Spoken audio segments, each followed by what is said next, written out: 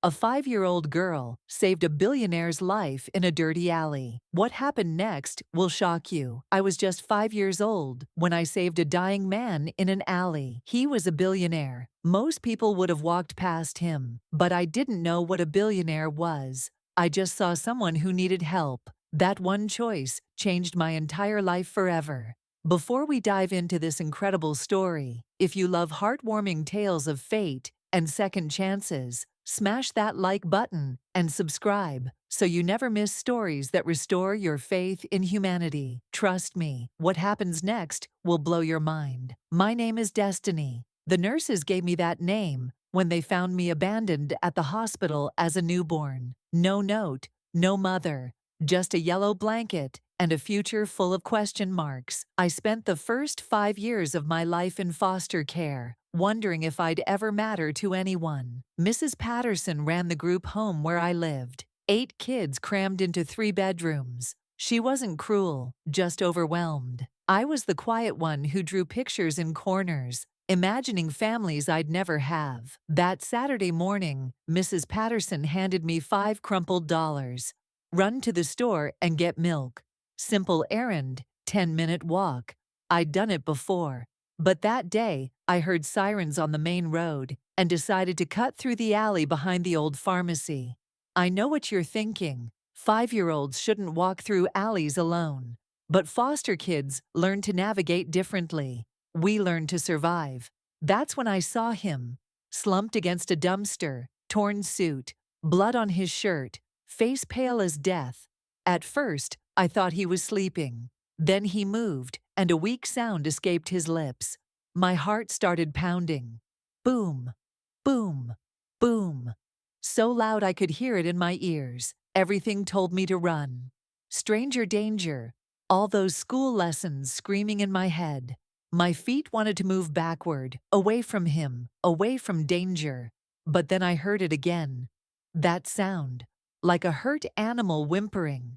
I stood there frozen, 5 years old, alone in an alley, staring at a dying man. Every instinct said run. Get help. Don't get involved. But something deeper, something I couldn't name, pulled me forward. One step, then another. Maybe it was all those nights I cried myself to sleep, wishing someone would hear me. Maybe it was something bigger. Maybe it really was destiny. I knelt beside him, hands shaking so hard I had to clench them into fists. Mister? My voice came out tiny, scared. Mister, are you okay? His eyes opened, blue like the ocean. Confused, terrified. He tried to speak but couldn't form words. Then, with enormous effort, he whispered, "Please, my medication, my pocket." My hands trembled as I reached into his jacket. What if I was doing something wrong? What if I made it worse? I found a pen-like device. I'd seen one before with another foster kid. Insulin. He had diabetes. Is this it? He nodded weakly, but his hands shook too violently to use it. So I did what I had to do.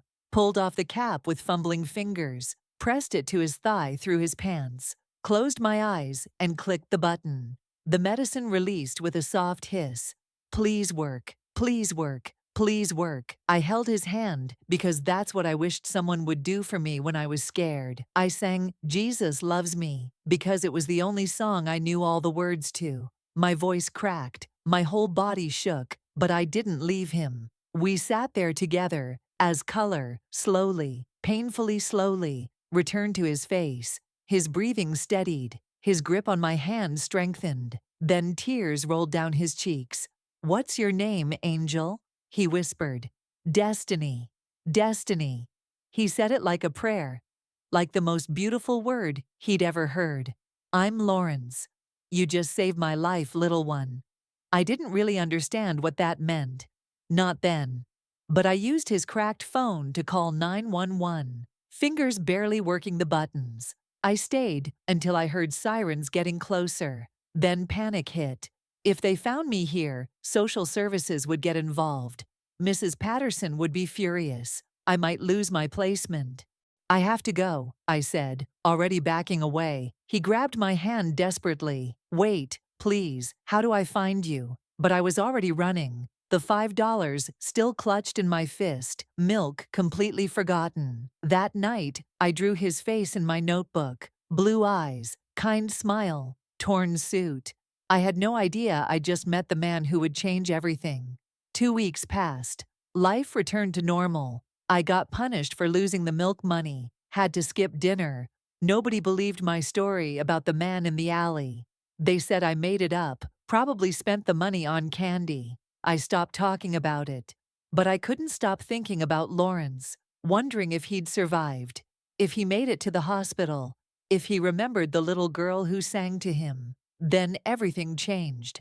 I was drawing with chalk in the backyard when the other kids started screaming. Not scared screaming, excited screaming.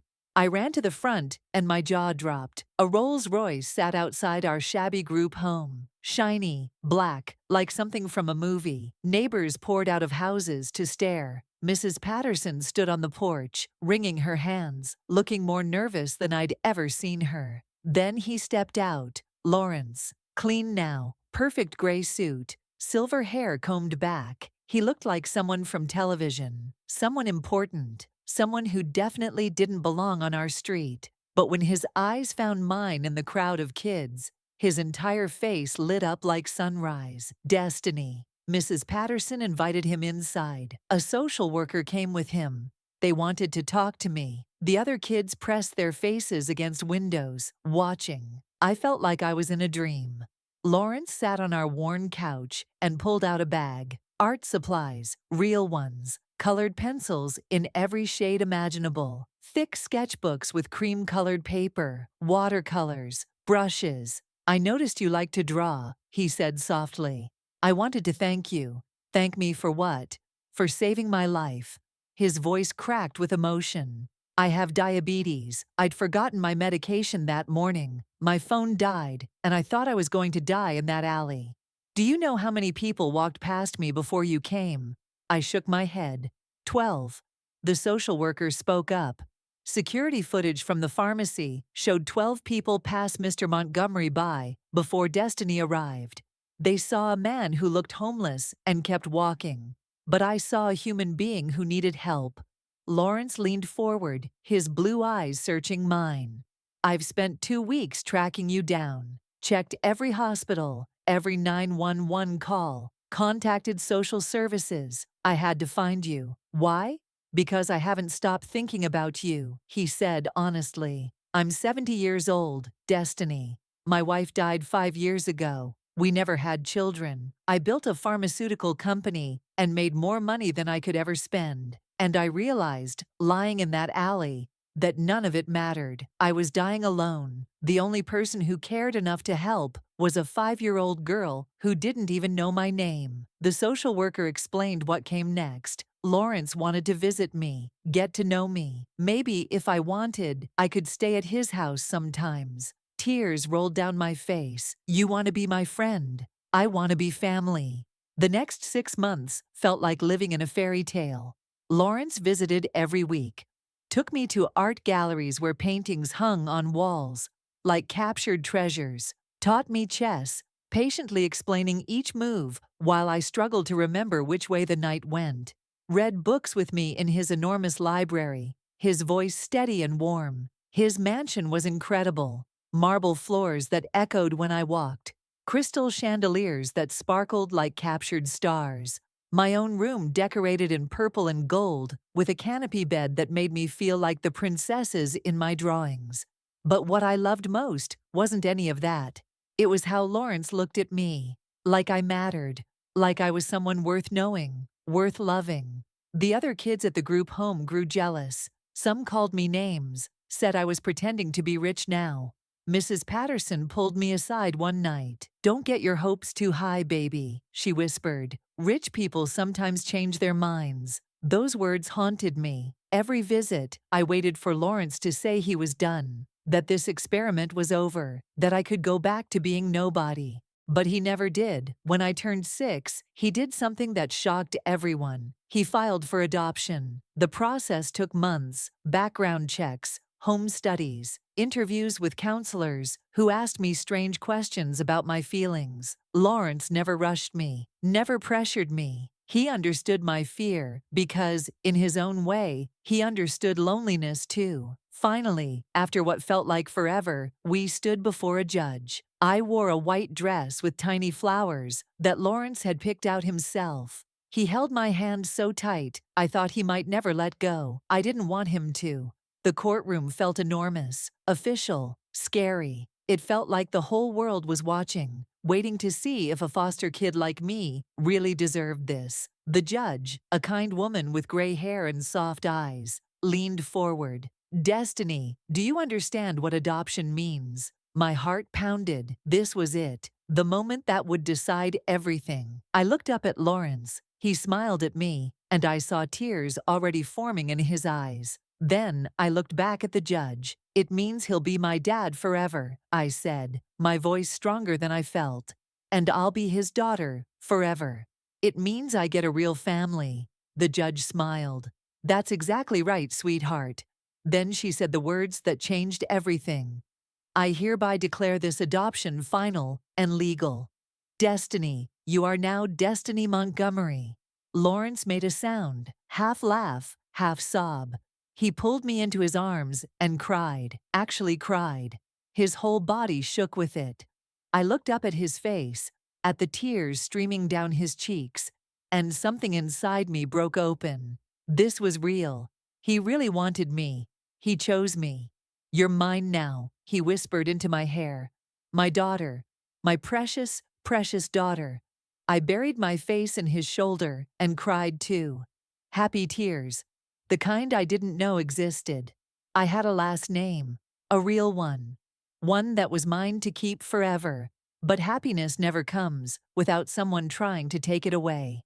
Lawrence's sister, Francesca, appeared exactly 1 month after the adoption. She'd been estranged from him for years, living in Europe, barely speaking to her brother. Suddenly, she was very interested in family.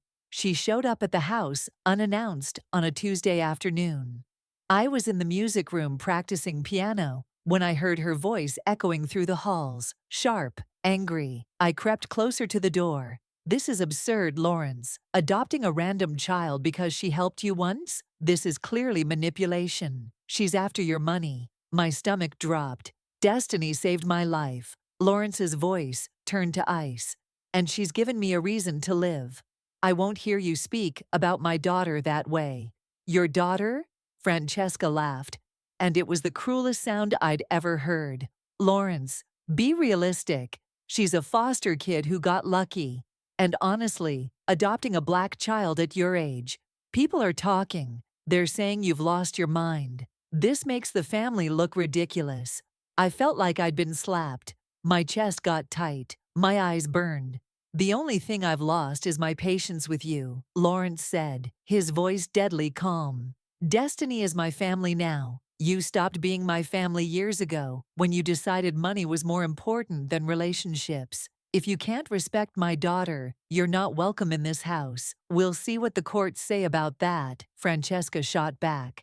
I'm challenging this adoption. That girl has clearly manipulated you, and I'm going to prove it. I'll see you in court, brother. That night, I couldn't sleep. I crawled into Lawrence's study, where he was working late, a lamp casting shadows across his face. Dad, the word still felt new, wonderful, and terrifying at the same time. He looked up immediately, concern flooding his features. Destiny, sweetheart, what's wrong? I heard what your sister said. My voice came out small, broken. Maybe she's right. Maybe I don't belong here.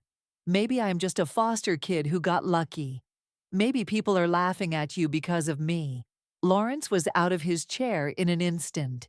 He knelt in front of me, taking both my hands in his. Listen to me very carefully, he said, his voice fierce. You saved my life twice. Once in that alley, when you could have walked away, and again, when you gave me a reason to wake up every morning. Before you, I was just existing.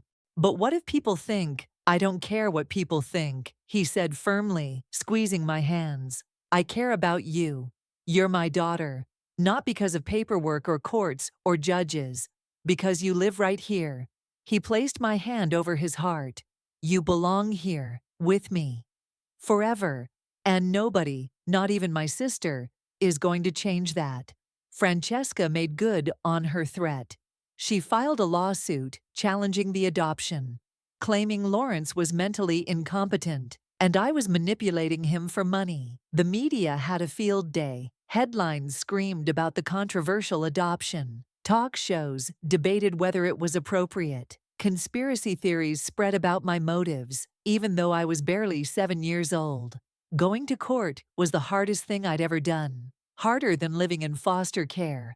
Harder than finding Lawrence in that alley. Because now, everything I'd gained could be taken away. The courtroom was packed. Reporters, lawyers, curious strangers who wanted to watch the spectacle. I felt like an animal in a zoo. Francesca's lawyers questioned me for what felt like hours. Did Lawrence make me uncomfortable?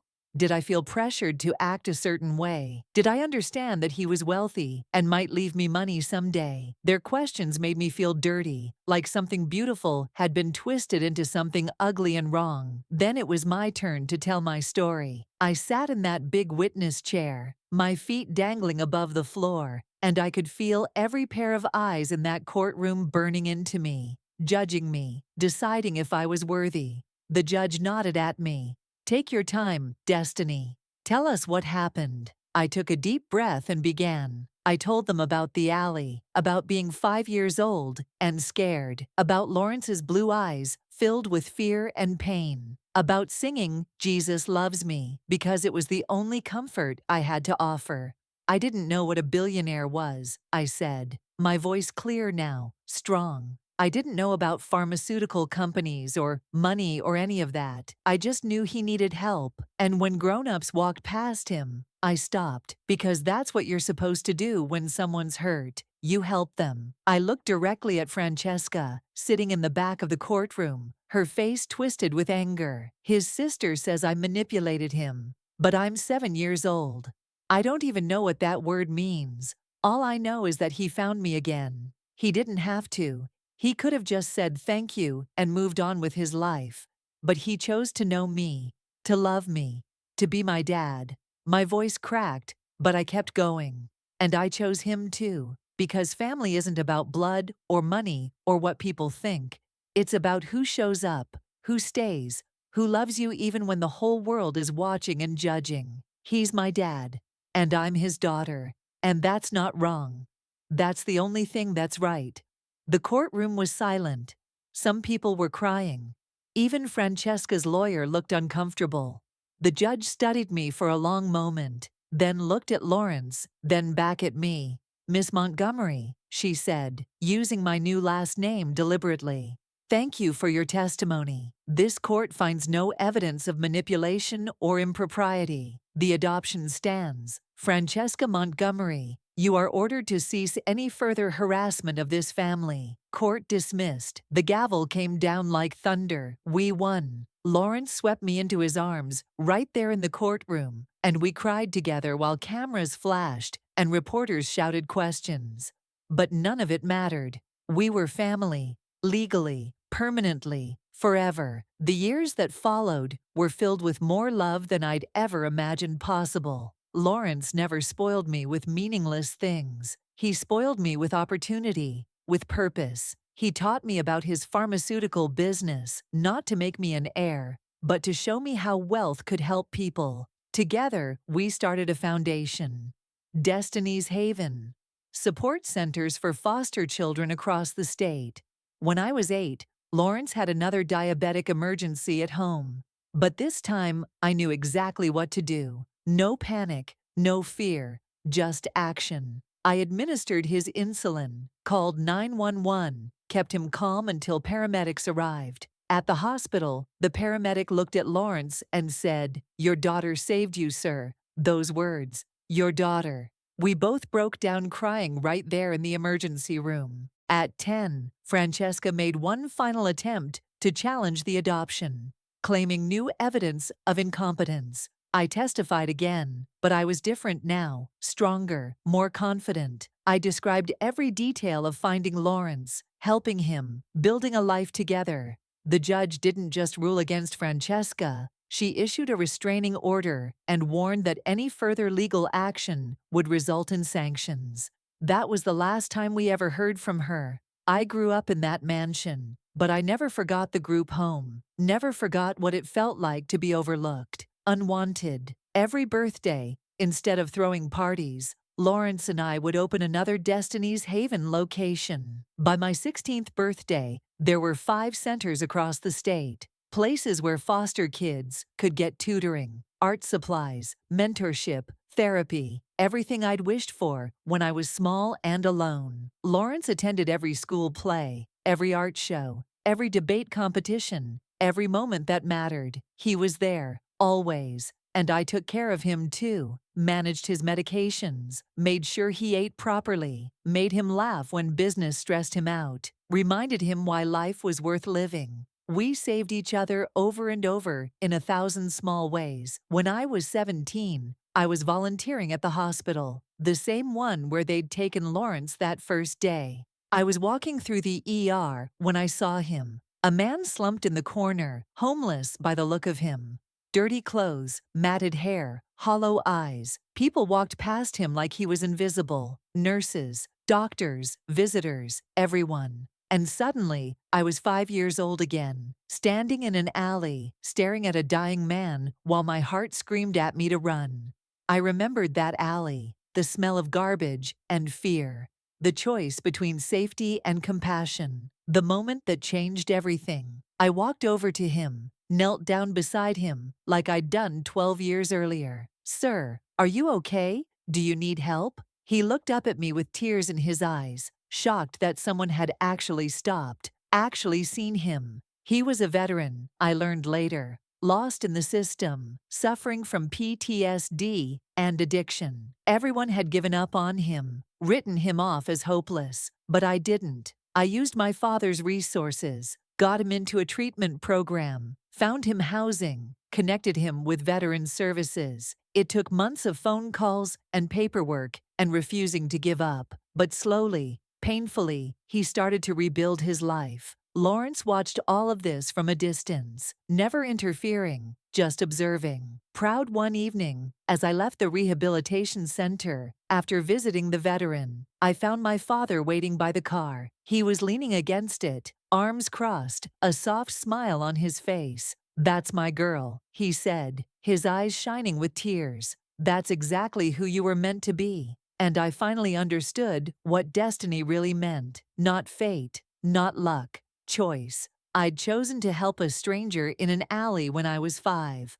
Lawrence had chosen to find me, to love me, to build a family. And now I was choosing to pass that forward, to be for someone else what Lawrence had been for me. A second chance, a reason to hope, proof that someone cares. Today, I'm 20 years old. Lawrence is 75, and our bond is stronger than ever.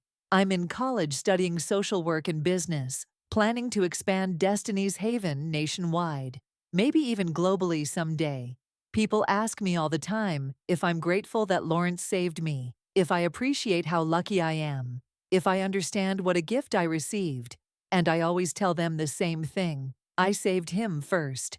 I was 5 years old, with nothing to my name but a kind heart and a song. He was a billionaire with everything except purpose. We found each other in an alley that smelled like garbage and defeat. And we built something that money can't buy. Family. Not the kind you're born into, the kind you choose, the kind that chooses you back.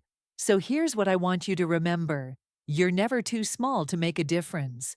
You're never too young to change someone's life. Sometimes the smallest hands carry the biggest hearts, and sometimes the person you save might just save you right back. Don't walk past people who need help. Don't assume someone else will step in. Don't let fear stop you from showing compassion. Be the person who stops, who sees, who cares, who acts, because you never know whose life you might change. You never know what beautiful thing might grow from one moment of kindness. If this story touched your heart, please hit that like button and share it with someone who needs to hear it today. Subscribe for more incredible stories of fate, kindness, and second chances. And remember, every act of compassion creates ripples you can't see. Every choice to help creates possibilities you can't imagine. Be someone's angel. Be someone's destiny. Thanks for watching. I'll see you in the next story.